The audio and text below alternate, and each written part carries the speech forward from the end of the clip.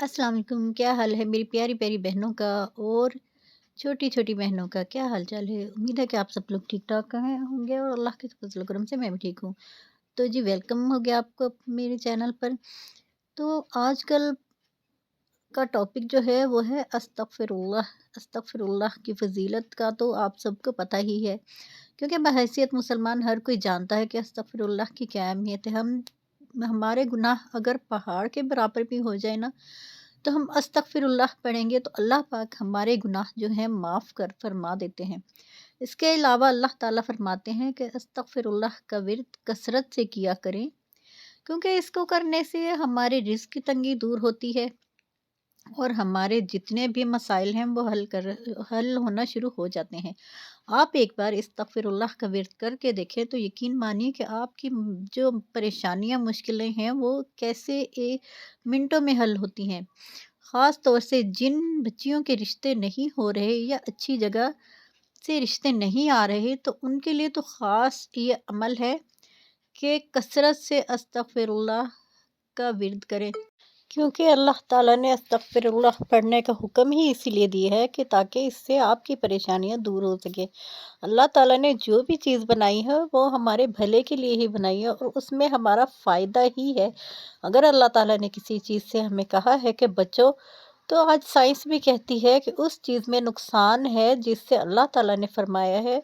और कई हज़ारों साल पहले जो अल्लाह ताला ने इरशाद फरमाया कि ये चीज़ हमारे लिए नुकसानदेह है और ये चीज़ फ़ायदेमंद है, तो आज की जदीद तहकीक के मुताबिक भी उसमें नुकसान है। और जो अल्लाह ताला ने चीज़ें फरमाई है कि इसमें फ़ायदा है, शिफ़ा है, तो यकीन माने आज साइंस भी इसका एतराफ़ करती है कि उसमें हमारे लिए फ़ायदे बेशुमार छुपे होते हैं। शहद ही को ले लीजिए, इसका कितना फ़ायदे हैं और इसका ज़िक्र कुरान पाक में कितनी बार किया है। ज़ैतून को ले लें, इसके कितनी बार कुरान पाक में इरशाद फरमाया गया है, कितने हज़ारों साल पहले। और आज साइंस इस बात की तहकीक के बाद ये कह रही है कि ये चीज़ें हमारे लिए कितनी ज़रूरी हैं। तो आप सोचिए कि अस्तगफिरुल्लाह जो अल्लाह ताला ने फरमाया है, तो हमारे लिए कैसे गुनाहों को ऐसे झड़ते हैं हमारे गुनाह, जैसे दरख्त से किसी दरख्त से पत्ते झड़ते हैं। तो इस तरह से अगर किसी हम परेशानी में है, किसी की औलाद नहीं है, वो कसरत से अस्तगफिरुल्लाह का विर्द किया करे, तो इंशाअल्लाह इंशाअल्लाह अल्लाह पाक उसको औलाद की नेमत से नवाजेंगे। और ऐसे ही बच्चियों के रिश्तों के लिए जो वालिदैन परेशान हैं, बच्चियों को भी चाहिए वो अस्तगफिरुल्लाह का विर्द करें और वालिदैन को भी चाहिए कि वह इस्तग़फ़ार की जो फ़ज़ीलत है उससे फ़ायदा उठाएँ और उनकी परेशानियाँ हल हो जाएँगी। और अगर किसी पे बेतहाशा कर्ज़ है और वो उसका बाल-बाल कर्ज़ में डूबा हुआ है, तो चलते फिरते उठते बैठते अस्तगफिरुल्लाह का विर्द करें, तो इंशाल्लाह उसके अगर बाल बाल भी जकड़ा होगा कर्ज में, तो वो उसकी परेशानी दूर हो जाएगी और उसका कर्ज उतर जाएगा। उसको ऐसे पता भी नहीं चलेगा और अल्लाह पाक कैसे गैबी रास्ते बनाएंगे उसके लिए। अगर किसी ख़ास मकसद के लिए आपने पढ़ना है, जैसे कि किसी बच्ची के रिश्ते के लिए आपने पढ़ना है या किसी और मकसद के लिए पढ़ना है, तो आप उसके लिए सुबह शाम उठते बैठते हर वक्त आप पढ़ सकते हैं।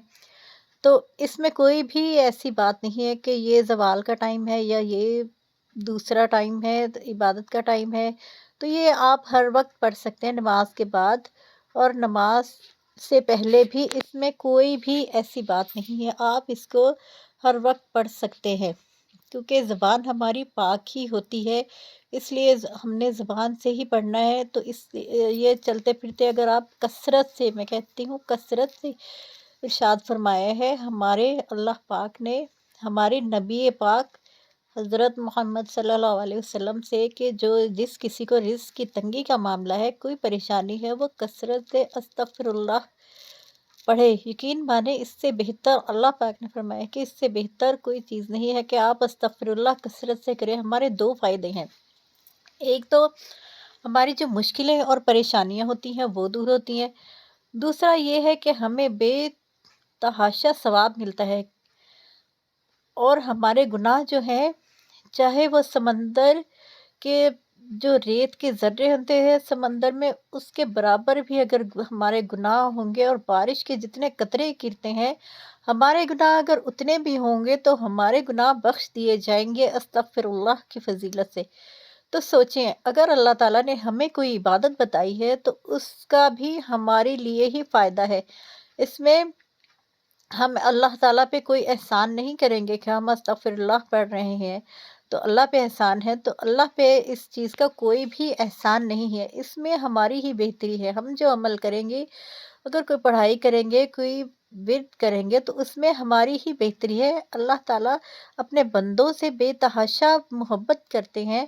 اللہ تعالیٰ کا یہ فائدہ ہے کہ اللہ تعالیٰ ان چیزوں کے ذریعے اپنے بندے کو بخش دیتے ہیں، کیونکہ اللہ تعالیٰ نہیں چاہتے کہ میرا کوئی بندہ یا بندی دوزخ کی آگ کی گرمی برداشت کرے اور اس کو جہنم کی مصیبتیں برداشت کرنی پڑے، کیونکہ اللہ تعالیٰ بہت مہربان اور رحم کرنے والا ہے۔